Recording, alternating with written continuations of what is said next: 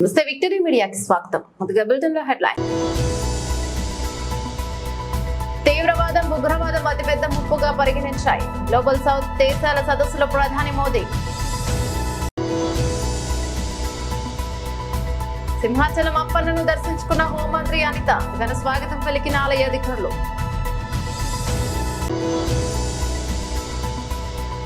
ప్రభుత్వ భూముల పరిరక్షణకు పటిష్ట చర్యలు, రాష్ట్ర రెవెన్యూ ప్రధాన కార్యదర్శి ఆర్పి సిసోడియా.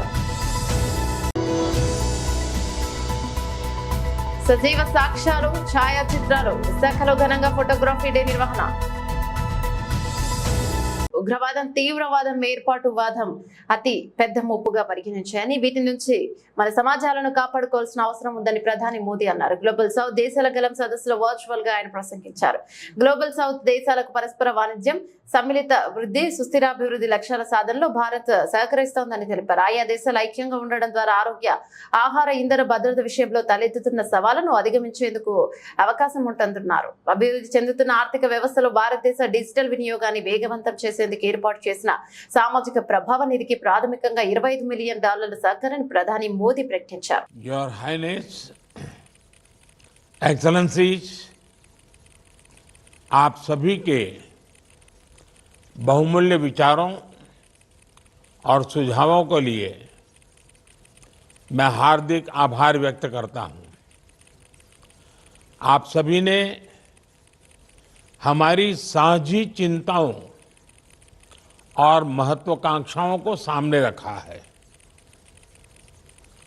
आपके विचारों से ये बात साफ है कि ग्लोबल साउथ एकजुट है।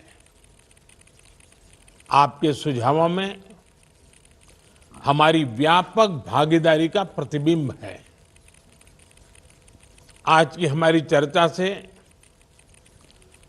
आपसी सामंजस्य के साथ आगे बढ़ने का रास्ता तैयार हुआ है।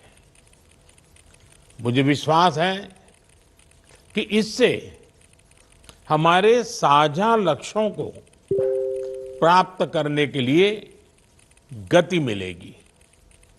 फ्रेंड्स, आप सभी की बात सुनने के बाद आज मैं आपके सामने भारत की ओर से एक व्यापक రాష్ట్ర హోంశాఖ మంత్రి టీటీపీ సీనియర్ లీడర్ వంగలపూడి అనిత కుటుంబంతో కలిసి సింహాచలం అప్పన్న స్వామిని దర్శించుకున్నారు. సింహాచలం అప్పన్న స్వామితో పావంచ వద్ద కొబ్బరికాయ కొట్టి 1040 మెట్లు ఎక్కి స్వామివారిని దర్శించుకున్నారు. మెట్ల మార్గంలో ఉన్న దేవతామూర్తులను దర్శించుకుంటూ భక్తులతో ఆమె మాట్లాడారు.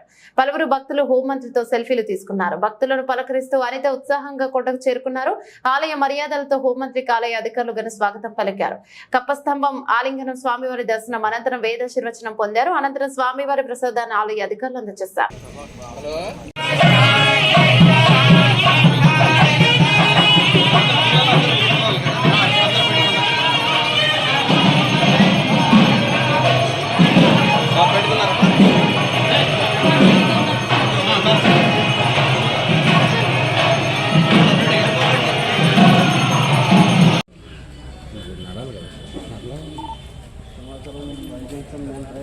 బాగా నడుస్తారు.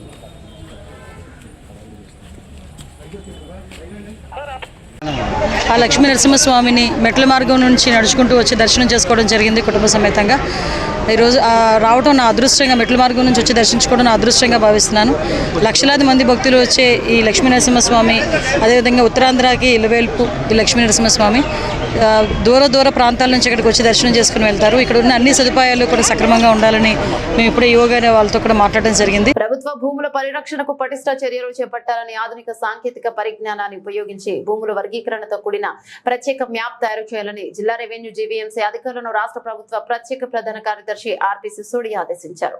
లేఅవుట్ల అప్రూవల్ విషయంలో అప్రమత్తంగా ఉండాలని, సరస్సులు, కాలువలు ఉండే ప్రాంతాల్లో 1కి 2 సార్లు పరిశీలించి చర్యలు తీసుకోవాలని సూచించారు. జిల్లా పర్యటనలో భాగంగా విశాఖలోని తహసీల్దార్, సబ్ రిజిస్ట్రార్లు, జీవీఎంసీ, విఎంఆర్డీఏ, రెవెన్యూ విభాగాల అధికారులతో కలెక్టరేట్ మీటింగ్ హాల్లో ప్రత్యేకంగా సమావేశమయ్యారు. భూముల రిజిస్ట్రేషన్, 22A డినోటిఫైడ్ భూసేకరణ, సమీకరణ, ఫ్రీ హోల్డ్ డిజిటలైజేషన్, జాయింట్ ఎల్పీఎంల రూపకల్పన, ఇతర రెవెన్యూ అంశాలపై సమీక్షించారు. ప్రభుత్వ భూములు ఆక్రమణలకు గురైనప్పుడు స్థానికంగా అనుసరిస్తున్న విధానాల గురించి ఇప్పటి వరకు తీసుకున్న చర్యల గురించి అడిగి తెలుసుకున్నారు. 22A పరిధి నుంచి తొలగించినవి, ఫ్రీ హోల్డ్ చేసిన భూముల వివరాలపై ఆరా తీశారు.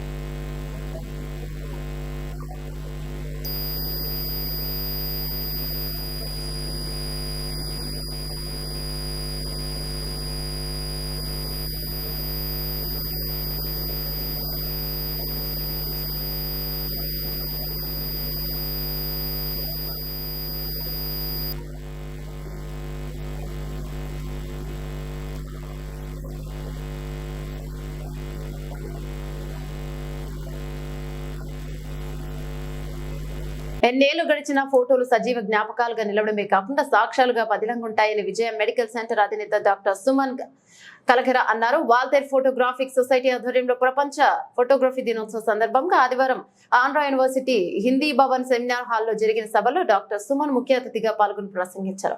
ఫోటోగ్రఫీ రంగంలో విప్లవాత్మకమైన మార్పులు చోటు చేసుకున్నాయి అని, దానికి తగ్గట్టుగా ఫోటోగ్రాఫర్లు తమ నైపుణ్యానికి మెరుగులు దిద్దుకుంటున్నారన్నారు. క్లబ్ అధ్యక్షుడు పిఎన్ సేతు అధ్యక్షతన జరిగిన సభలో సీనియర్ ఫోటో జర్నలిస్ట్ సిహెచ్ సత్యనారాయణకు డాక్టర్ పల్లా రాజారావు జీవిత సాఫల్య పురస్కారం, సీనియర్ ఫోటోగ్రాఫర్ టీవీవి సత్యనారాయణ బాబుజీకి బండి వెంకటరమణారావు జీవిత సాఫల్య పురస్కారం ప్రదానం చేశారు. Senior photo journalist MV Srinivasareddy మాట్లాడుతూ అభిరుచి కలిగిన ఫోటోగ్రాఫర్లను గుర్తించే ప్రక్రియ ఆగస్టు 19వ తేదీన 2010లో ప్రపంచ ఫోటోగ్రఫీ దినోత్సవంగా గుర్తించినట్టు తెలిపారు. నా పేరు శ్రీనివాసరెడ్డి అండి. Waltair photography society secretary. మా వాల్తేర్ ఫోటోగ్రఫీ సొసైటీ క్లబ్బు 2000 సంవత్సరంలో స్థాపించాం. ఆ రోజు నుంచి కూడా ఈ రోజు వరకు 24 సంవత్సరాలు అవుతుంది. మా క్లబ్ నుంచి ప్రతి ఒక్కరిని కూడా ఒక ఇంటర్నేషనల్ స్థాయికి తీసుకెళ్లాలన్న ఉద్దేశంతో వర్క్షాపులు ఆర్గనైజ్ చేయటం, అలాగే అవుటింగ్ షూట్సు, ఫోటో ఎగ్జిబిషన్లు, ఇట్లా రకరకాల కార్యక్రమాలన్నీ కూడా చేస్తూ అంతా కూడా లో బడ్జెట్లో అన్ని కార్యక్రమాలు కూడా చేయడం జరుగుతుంది. మా క్లబ్ నుంచి ఎవరు కూడా కమర్షియల్ అనేది లేదు. ఈ కార్యక్రమాలన్నీ కూడా ఆగస్టు 19వ తారీఖు ప్రతి సంవత్సరం ఫోటో ఎగ్జిబిషన్ అనేది పెట్టడం జరుగుతుంది. లాస్ట్ టైం స్టీల్ ప్లాంట్లో చేశాము, ఈరోజు విశాఖపట్నంలో చేస్తున్నాం, ఇక్కడ ఆంధ్ర యూనివర్సిటీ హిందీ డిపార్ట్మెంట్లో. మాకు అందరు సభ్యులందరూ కూడా సహకారంతో ఈ కార్యక్రమాలన్నీ కూడా దిగ్విజయంగా చేయడం జరుగుతుంది. ఈరోజు కార్యక్రమానికి Vijaya medical centre MD doctor Suman గారు వచ్చి ప్రారంభించారు. వారికి మా తరపు నుంచి ధన్యవాదాలు తెలియజేసుకుంటూ, ఇలాంటి కార్యక్రమాలు మున్ముందు కూడా కొత్త సభ్యులందరినీ చేర్పించుకొని వారికి ఔత్సాహమైన ఫోటోగ్రాఫర్లందరినీ కూడా వారికి ట్రైనింగ్ ఇప్పించి ఇంటర్నేషనల్ స్థాయికి తీసుకెళ్లాలన్న ఉద్దేశమే ఈ క్లబ్ మోటో. అంచేత అందరూ కూడా ఈ అవకాశాన్ని సద్వినియోగం చేసుకోవాల్సిందిగా కోరుతూ నమస్తే. ఈ ఫోటో ఎగ్జిబిషను ఈరోజు రేపు ఉంటుంది. ఉదయం 9 గంటల నుంచి రాత్రి 9 గంటల వరకు కూడా. అది అందరికీ మనం పత్రికాముఖంగా కూడా తెలియజేయడం జరిగింది. అందరూ వచ్చి ఈ కార్యక్రమంలో పాల్గొని వారు ఇంట్రెస్ట్ ఉండే వాళ్ళందరూ కూడా దాని మీద నేర్చుకోవాల్సిందిగా విజ్ఞప్తి చేస్తున్నాము. మా టీం మెంబర్స్ అందరూ ఇక్కడ ఎగ్జిబిషన్లో ఉంటారు ఈ 9 నుంచి 9 వరకు కూడా. మీకు ఏదైనా డౌట్స్ ఉన్నా కూడా వాళ్ళు క్లారిఫై చేస్తారు. మీకు ఏ రకంగా మీకు ఫోటోగ్రఫీ చేయాలన్న ఉద్దేశం ఉంటే మా వాళ్ళందరూ కూడా మీకు సహకరిస్తారని చెప్పేసి మనం చేసుకుంటున్నాం. రక్షాబంధన్ మహోత్సవం అభినందనదాయకమని deputy conservator of forest G Mangamma అన్నారు. ఇక ఆదివారం విశాఖలోని ఇందిరాగాంధీ జియోలాజికల్ పార్క్ లో అతిపెద్ద మర్రి చెట్టుకు రాఖీ కట్టిన తర్వాత మాట్లాడారు. అతిపెద్ద వృక్షాలకు రాఖీలు కట్టడం ద్వారా వాటిని రేపటి తరాలకు వారసత్వ సంపదగా గుర్తించి కాపాడుకోవాలని కోరారు. అలా ప్రతి ఒక్కరూ చైతన్యపరచడానికి తాము గ్రీన్ క్లైమేట్ టీమ్ ఎన్జిఓతో కలిసి వృక్షాబంధన్ దినోత్సవాన్ని నిర్వహించామన్నారు. కార్యక్రమంలో గ్రీన్ క్లైమేట్ టీమ్ ఎన్జిఓ వ్యవస్థాపక కార్యదర్శి జేవి రత్నం మాట్లాడుతూ 2008 సంవత్సరం నుండి విశాఖపట్నంలో 100 సంవత్సరాల పైబడిన చెట్లకు రాఖీ కట్టడం మొదలు పెట్టామన్నారు. ఈ ఏడాది దేశవ్యాప్తంగా విద్యా సంస్థలకు విస్తృతంగా ప్రచారం నిర్వహించామన్నారు. అది ఫలించి ఈ ఏడాది 5 రాష్ట్రాల్లో వృక్షాబంధన్ కార్యక్రమం నిర్వహిస్తున్నారని, మొత్తం దేశవ్యాప్తంగా 10,000కు పైగా ప్రాంతాల్లో వృక్షాబంధన్ మహోత్సవం నిర్వహిస్తున్నారని పేర్కొన్నారు. రేపు రక్షాబంధన్ సందర్భంగా ఈరోజు మన విశాఖపట్నం జూలో వృక్షాబంధన్ కార్యక్రమాన్ని జరుపుకున్నాము. ఆడపిల్లలకి అన్నదమ్ములు ఎలా అయితే రక్షగా ఉంటారని ప్రతి సంవత్సరం ఈ రక్ష కట్టి రక్షాబంధన్ పండుగని జరుపుకుంటారో, అలాగే మనకంతా ప్రాణవాయువుని ఇస్తూ అన్ని రకాల సదుపాయాలు లైక్ ఫుడ్, వెదర్, క్లైమేట్ కరెక్ట్గా ఉండడం కోసం ఆక్సిజన్, ఇవన్నీ కూడా మనం బ్రతకడానికి అవసరమైన అన్ని రకాల సేవల్ని మనం చెట్ల నుంచి పొందుతున్నాం. కాబట్టి ఈరోజు వృక్షాబంధన్ కార్యక్రమాన్ని మన జూలో జరుపుకుంటున్నాము. ప్రతి వృక్షానికి ఒక రాఖీ కట్టి వృక్షాబంధన్ కార్యక్రమాన్ని జరుపుకుంటూ అది మనకి ఏ విధంగా, చెట్లు మనకి ఏ విధంగా ఉపయోగపడుతున్నాయి కృతజ్ఞతగా మనం చేసే ఈ కార్యక్రమానికి అందరూ సహకరించి చెట్ల యొక్క ఉపయోగాలను తెలుసుకొని ప్రతి ఒక్కరూ ఒక చెట్టు నాటే విధంగా ప్లాన్ చేసుకుంటే మంచిది. విశాఖ జిల్లా పర్యటనలో భాగంగా ప్రభుత్వ ప్రత్యేక ప్రధాన కార్యదర్శి RP Sisodia Visakhapatnam collectorate meeting హాల్లో జిల్లా collector MN Harender Prasad, joint collector K Mayur అశోక్లతో కలిసి ప్రజల నుంచి వివిధ సమస్యలపై 79 వినతులను స్వీకరించారు. ప్రధానంగా భూముల ఆక్రమణ, తప్పుడు రిజిస్ట్రేషన్లు, పేర్లు మార్పు, ట్యాంపరింగ్, తప్పుడు రికార్డులు సృష్టించి దోపిడీ తదితర అంశాలపై ప్రజలు విన్నవించారు. ప్రజలు వివిధ సమస్యలపై కలెక్టరేట్ లో 79 వినతులు అందించారు. ఇక ఫోర్త్ గెస్ట్ హౌస్ లో ఆయన్ని కలిసి సాయంత్రం పలువురు 8 ఫిర్యాదులను అందజేశారు. ప్రభుత్వ భూముల ఆక్రమణ, దోపిడీకి సంబంధించి సిపిఐ నేతలు, కార్పొరేట్ పీతల మూర్తి యాదవ్ వేరువేరుగా వినతులు సమర్పించారు. పీతల మూర్తి యాదవ్ గత ప్రభుత్వంలో జరిగిన అవకతవకలకు సంబంధించి తన వద్ద పూర్తి వివరాలున్నాయని, వాటన్నింటినీ సమర్పిస్తానని ప్రత్యేక ప్రధాన కార్యదర్శికి చెప్పారు.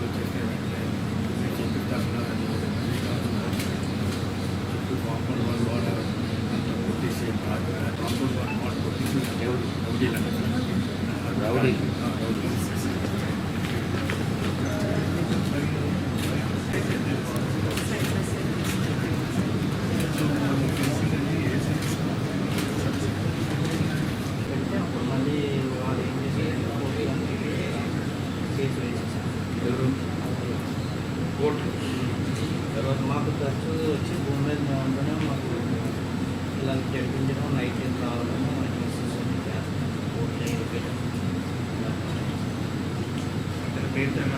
దాని తర్వాత ఇది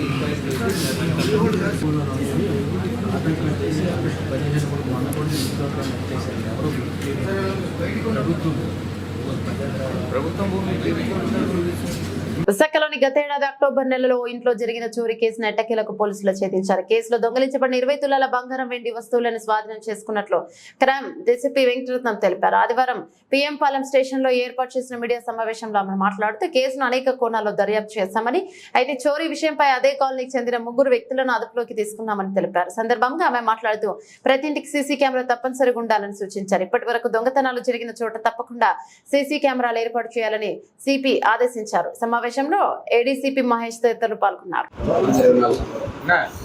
ఆనంద్ 24 సంవత్సరాలు, కరుణ్ కుమార్కి 19 సంవత్సరాలు, చరణ్ 17. ఆనంద్ గారు 24. చరణ్ చరణ్కి 17, కరుణ్ కుమార్కి 19. అండ్ ఏసీపీ మేము కూడా ఇప్పుడు ఒక వ్యక్తి మీద అట్లా బేస్ చేయకుండా ఆల్ యాంగిల్స్లో చూసుకోవాలి. మనం అనుమానిస్తాము, కానీ కొన్ని సందర్భాల్లో మన యొక్క సస్పిషన్ అనేటటువంటిది డౌట్ఫుల్గా ఉండే సందర్భాల్లో వేరే యాంగిల్లో చూసి కరెక్ట్ వ్యక్తి మీద పెట్టాలి. ఇప్పుడు మేము వాళ్ళ మీద అప్పుడు అందులో కానీ పడ్డారు అని అంటే కంపల్సరిగా ఇప్పుడు ఏంటి ప్రతిదీ కూడా ఈ సాక్షి యాప్లో అప్లోడ్ చేసేయాలి ఇమీడియట్గా. ఆ వీడియో కూడా అప్లోడ్ చేసేయడం జరుగుతుంది. కాబట్టి అది ఒక మంచి ఎవిడెన్స్గా మనకి ఎట్టి పరిస్థితుల్లో కూడా ఎక్యూటల్ అవ్వకుండా ఉండడానికి అదొక మంచి ఆధారము. ప్రతి ఒక్కరూ సెల్ ఫోన్ యూజ్ చేస్తున్నాము. అదేవిధంగా ప్రతి ఇంటికి ఒక కెమెరా ఉండాలి. దట్టు అది రోడ్డు ఫేసింగ్లో ఉండాలి. ఒక వీధి ఉన్నది అంటే వీధిలో వాళ్ళందరూ కూడా కలిసి ఒక కమిటీగా ఏర్పడి బోత్ సైడ్స్, అటు రైట్ నుంచి వచ్చినా ఇటు లెఫ్ట్ నుంచి వచ్చినా ఎక్యూజ్డ్ పడేటట్లుగా మనం అమర్చుకోవాలి. అండ్ ఇంకొక మెయిన్ పాయింట్ ఏంటంటే కెమెరాస్ ఉంటున్నాయి కాబట్టి కానీ చాలా వరకు 80% వరకు పనిచేయట్లేదు. ఒక్కసారి ఎవరైతే ఓనర్స్ ఉన్నారో చెక్ చేసుకోండి. అక్కడ మనకి పనోరామలో జరిగినటువంటి బ్యాడ్ థింగ్ ఏంటంటే వాళ్ళ ఇంట్లో 10 కెమెరాలు ఉన్నాయి, ఒక్కటి పనిచేయట్లేదు. అది పరిస్థితి.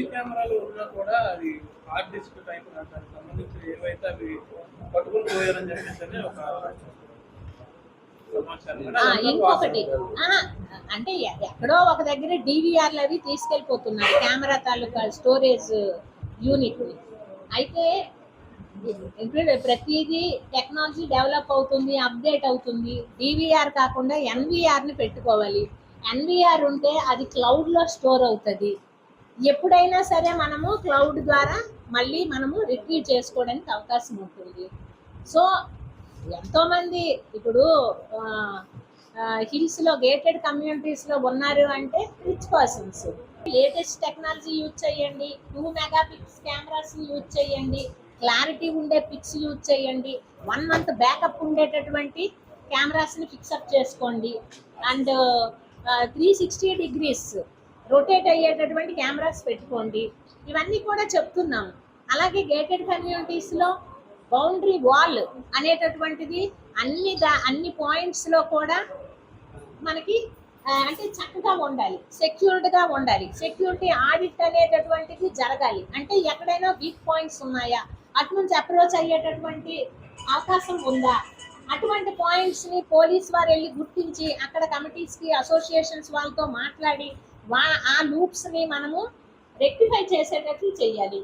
సిపి సార్ వచ్చిన నుంచి కూడా మా అందరికీ చెప్తుంది ఏంటంటే 5 పాయింట్స్ మీద అందరూ కాన్సన్ట్రేట్ చేయండి.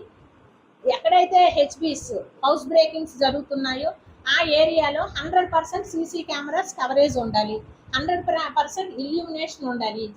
సంక్షేమ కార్యక్రమాల కోసం వెంకయ్యనాయుడు తన జీవితాన్ని అంకితం చేశామని ఉపరాష్ట్రపతి జగదీప్ ధన్కర్ అన్నారు. గ్రామీణ ప్రజలకు విద్య, ఉపాధి, ఉద్యోగ అవకాశాలు కల్పించడంతో పాటు వారికి సేవ చేస్తున్నారు. ఇదంతా చూస్తుంటే స్వాతంత్ర సమరయోధుల కలలు సాకారమైనట్లు అనిపిస్తోందన్నారు. శ్రీ పొట్టి శ్రీరాములు నెల్లూరు జిల్లా వెంకటాచలం సమీపంలోని స్వర్ణ భారత్ ట్రస్ట్ 23వ వార్షికోత్సవం ఉపరాష్ట్రపతి ముఖ్య అతిథిగా హాజరయ్యారు. ఈ సందర్భంగా మాట్లాడుతూ వెంకయ్యనాయుడు ఆలోచనలు మహోన్నతమైనవి, ఇలాంటి వ్యక్తులు చాలా అరుదుగా కనిపిస్తారు. ఆయన హృదయం ఎప్పుడు గ్రామీణ ప్రాంతాలతో మమేకమై ఉంటుంది. దానికైనా మానసపుత్రికగా ఈ ట్రస్ట్ ఉదాహరణగా నిలుస్తోందని కొనియాడారు. అందరికీ నమస్కారాలు. ఈరోజు స్వర్ణ భారత్ ట్రస్ట్ యొక్క 23వ వార్షికోత్సవం సందర్భంగా విచ్చేసిన యొక్క భారతదేశ ఉపరాష్ట్రపతి, అలాగే వారి శ్రీమతి, అలాగే మన రాష్ట్ర గవర్నర్ గారు వారి శ్రీమతి, ఈరోజు మన జిల్లా నుంచి ఎన్నికైన పార్లమెంట్ సభ్యులు, మన జిల్లా వారైన పార్లమెంట్ సభ్యులు, అలాగే శాసనసభ్యులు, స్వర్ణ భారత్ ట్రస్టీలందరికీ ఈ సందర్భంగా నేను స్వాగతం పలుకుతూ, ఎందుకంటే ఇది మన సంస్థ, బయట వాళ్ళు ఎవరు మాడదని చెప్పండి ప్లీజ్. చట్ట కింద వాళ్ళు ఎవరు మాడకూడదు. సెల్ ఫోన్ ఉన్న వాళ్ళందరూ సెల్ ఫోన్ ఆపేయండి. Switch off the cell phone. మీ వల్ల కాకపోతే పక్క వాళ్ళని అడగండి ఎలా ఆపేయాలో సెల్ ఫోన్ అని. దయచేసి ఎవరు సెల్ ఫోన్ ఆన్లో పెట్టకూడదు. ఈరోజు ఈ పండగ మనందరి పండగ. 23 సంవత్సరాల కిందట శ్రీ లాల్కృష్ణ అద్వానీ గారు, శ్రీ చంద్రబాబు నాయుడు గారు, శ్రీమతి సుష్మా స్వరాజ్, శ్రీ కీర్తిశేషులు రామోజీరావు గారు ప్రారంభించిన ఈ సంస్థ అంచెలంచెలుగా ఎదిగి ఇవాళ ఇక్కడ, అలాగే నెల్లూరులో, విజయవాడ ఆత్కూరులో, హైదరాబాద్లో ఉచ్చెంతల దగ్గర 3 కేంద్రాలుగా వందలాది మందిని, వేలాది మందిని శిక్షణ ఇచ్చి వాళ్ళని ఉద్యోగార్హులుగా చేస్తూ ఉంది. చాలా సంతోషం. గ్రామీణ ప్రాంతాల్లో ఉండే రైతులు వాళ్ళకి అధునాతన శాస్త్రీయ సాంకేతిక పరిజ్ఞానాన్ని ఇచ్చడం, 2 గ్రామీణ ప్రాంతాల్లో ఉన్న మహిళలు వాళ్ళకి సాధికారిత కాస్త ట్రైనింగ్ ఇచ్చి సొంత కాళ్ళపై నిలబడేట్టుగా, అత్తామామలు లేకపోతే వారి భర్తలు వాళ్ళ మీద ఆధారపడకుండా కొంత కాళ్ళమే సొంతంగా నిలబడి అవసరమైతే వాళ్ళకు కూడా చేయూతనిచ్చే విధంగా, అలాగే యువకులు, ఈ దేశ జనాభా 143 కోట్లు, యువకులను కాస్త 10th క్లాసు ఇంటర్మీడియట్ దాటి చదవలేకుండా గ్రామీణ ప్రాంతాల్లో ఉన్న పేదలు, వాళ్ళని పిలిచి వాళ్ళకి నైపుణ్య శిక్షణ 17 విభాగాల్లో నైపుణ్య శిక్షణ ఇచ్చి వాళ్ళని సొంత కాళ్ళపై నిలబడిగా చేయడం స్వర్ణ భారత్ పనిచేస్తుంది. For the last 23 years, we have trained more than 1 lakh students, 1 lakh youngsters. That's a proud achievement. And the Swarna Bharat Trust do not take any support fund from the government, but they will work with the government and organize programs jointly. Secondly, Swarna Bharat Trust do not allow any political speeches to be made. They invite politicians, but political speech should be apolitical. And the third one is the Swarna Bharat Trust inculcates Indian culture, mana dharmam, మన సంస్కృతి, మన విశాఖ నగరంలోని హోటల్లో JCI Visakha achievers ఆధ్వర్యంలో award orientation seminar నిర్వహించారు. కార్యక్రమానికి Visakha zone president Suresh Gompa ముఖ్య అతిథిగా హాజరై ప్రారంభించారు. అనంతరం ఆయన మాట్లాడుతూ, ముఖ్యంగా జేసీఐ విశాఖ చాప్టర్ 10లో పనిచేస్తున్న పలు సంఘాల ప్రతినిధుల సేవలను ఏ విధంగా గుర్తించాలి, అవార్డులను ఎలా ఎంపిక చేయాలనే విషయాన్ని సభ్యులకు తెలియజేయాలనే ఉద్దేశంతోనే సెమినార్ కార్యక్రమాన్ని ఏర్పాటు చేశామన్నారు. రూపా సిరిపూరి మాట్లాడుతూ, జూనియర్ ఛాంబర్ ఇంటర్నేషనల్ ప్రస్తుతం ఎన్నో సేవా కార్యక్రమాలు చేపడుతుందని, అయితే ఆయా పనులను ప్రజలకు వివరించడంతో పాటు అవార్డులు అందుకునే స్థాయికి ఏ విధంగా తీసుకువెళ్లాలనే అంశంపై జేసీఐ అచీవర్స్ ఆధ్వర్యంలో శిక్షణ అందించడం చాలా మంచి విషయం అన్నారు. సంస్థ JCI vice president Anuradh Sistla, zonal chairperson Sindhura Thadi, JFG host president B Dilip Kumar, project director Somashekar, project chairman Prerana Madan తదితరులు పాల్గొన్నారు. అందరికీ నమస్కారం అండి. నా పేరు జేసీ సురేష్ గొంప, నేను జోన్ ప్రెసిడెంట్ జోన్ 4. ఈరోజు ఇక్కడ అవార్డ్ ఓరియంటేషన్ సెమినార్ అటువంటి zone level event JCI Vizag achievers organise చేస్తుంది.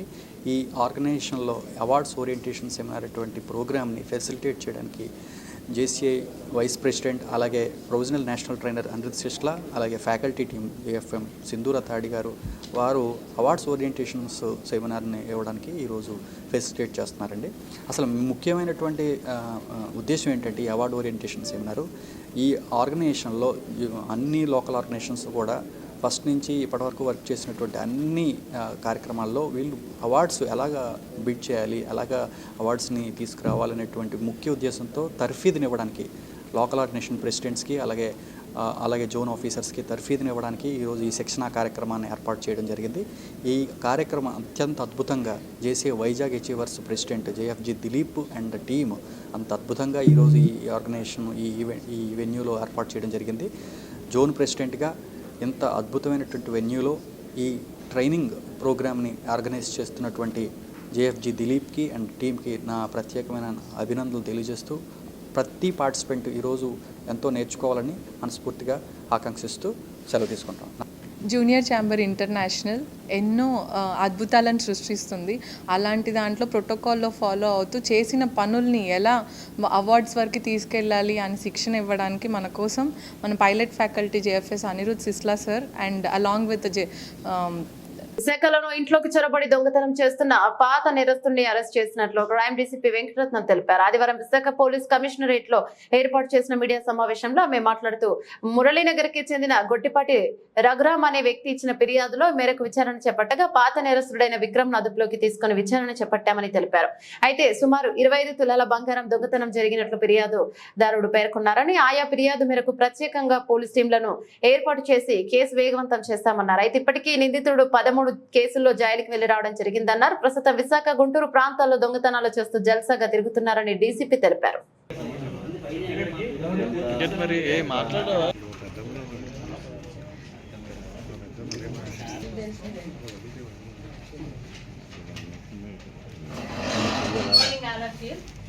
ప్రెస్ మీట్ పెట్టడానికి గల ముఖ్య కారణం మనకి ఒక మంచి అఫెండర్ బాలబోయిన రమేష్ అని అతను నేటివ్ ఆఫ్ ఇబ్రహీంపట్నం, విజయవాడకి చెందినవాడు. ఆ అఫెండర్ ని క్యాచ్ చేయడం జరిగింది. ఉంటుండగా లోపల గడియ పెట్టుకొని తాళం వేస్తే దాన్ని ఇన్సర్టెడ్ హ్యాండ్ గా, అంటే పక్కనే కిటికీ ఉంది, కిటికీ పక్కన డోరు, ఆ డోర్ కి లోపల వాళ్ళు లాక్ చేసుకొని బెడ్రూమ్ లో పడుకున్నారు. సో అలా పడుకున్నప్పుడు ఇతను ఏదో ఒక ఇన్స్ట్రుమెంట్ తో ఆ లోపల లాక్ ని బ్రేక్ చేసి ఆ గడిని తప్పించి లోపలికి ఎంట్రీ అయ్యి వాళ్ళు ఒక బెడ్రూమ్ లో పడుకున్నారు. సెకండ్ బెడ్రూమ్ లో ఒక బీరువా ఉంది. ఆ బీరువా తాలూకా తాళాలు కూడా బీరువాకు దగ్గరలోనే అవైలబుల్ గా పెట్టారు. సో ఆ తాళాలతో బీరువా ఓపెన్ చేసి అందులో ఉండే సుమారు 25.5 తులాల బంగారం పోయినట్టుగా మనకి కంప్లైంట్ ఇవ్వడం జరిగింది. కేసు 245/24గా మనము రిజిస్టర్ చేయడం జరిగింది కంచరపాలెం పోలీస్ స్టేషన్ లిమిట్స్ లో. అప్పటి నుంచి కూడా అసలు మనకి వాంటెడ్ క్రిమినల్ నేను వచ్చిన నుంచి కూడా ఆల్రెడీ మనకి ఎంబీపీలో అండ్ కంచరపాలెం అదర్ 3 టౌన్ ఏరియాల్లో జరిగాయి. ఐడెంటిఫై చేసాం ముద్దాయిని, బట్ ఎక్కడో దొరకడు అనే విధంగా చాలా మాకు కూడా ఛాలెంజింగ్ టాస్క్ అయ్యింది. అది అసలు సెల్ ఫోన్ యూజ్ చేయదు, ఏ రకంగా టెక్నికల్ ఎవిడెన్స్ ద్వారా మనకి లభ్యం కాలేదు. సో టీమ్స్ అయితే మాత్రం నేను 4 టీమ్స్ డిటెక్ట్ అయ్యేది. ఎంబీపీలోను 5 కేసులు అండ్ 3 టౌన్లోను అండ్ కంచరపాలెంలోను 11 కేసులు డిటెక్ట్ అయ్యేవి. ఈ అన్నిట్లో కూడా అంటే రికవరీ ఇంకా చేయాల్సి ఉంది. ప్రెజెంట్ అయితే ఒక 77 గ్రాములు గోల్డ్ రికవరీ చేసాము, ఒక మంచి బైక్ ఒకటి రికవరీ చేసాము. ఏముంది అప్పు ఏది తీసుకెళ్ళిపోవడము, ఇష్టానుసారం ఏంటి ఖర్చు పెట్టడము, కొనుక్కోవడము, హ్యాపీగా ఎంజాయ్ చేయడము, ఇది వీళ్ళు చేసే పని.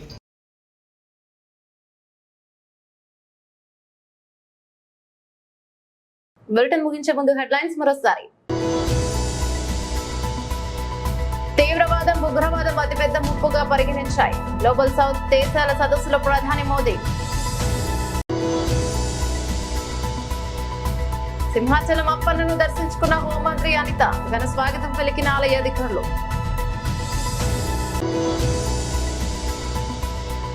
ప్రభుత్వ భూముల పరిరక్షణకు పటిష్ట చర్యలు, రాష్ట్ర రెవెన్యూ ప్రధాన కార్యదర్శి ఆర్పి సిసోడియా. సజీవ సాక్ష్యాలు, ఛాయాచిత్రాలు, విశాఖలో ఘనంగా ఫోటోగ్రఫీ డే నిర్వహణ. ఇవి బులెటిన్ అప్డేట్స్. మరో బులెటిన్ లో మళ్ళీ కలుసుకుందాం. అంతవరకు సెలవు, నమస్తే.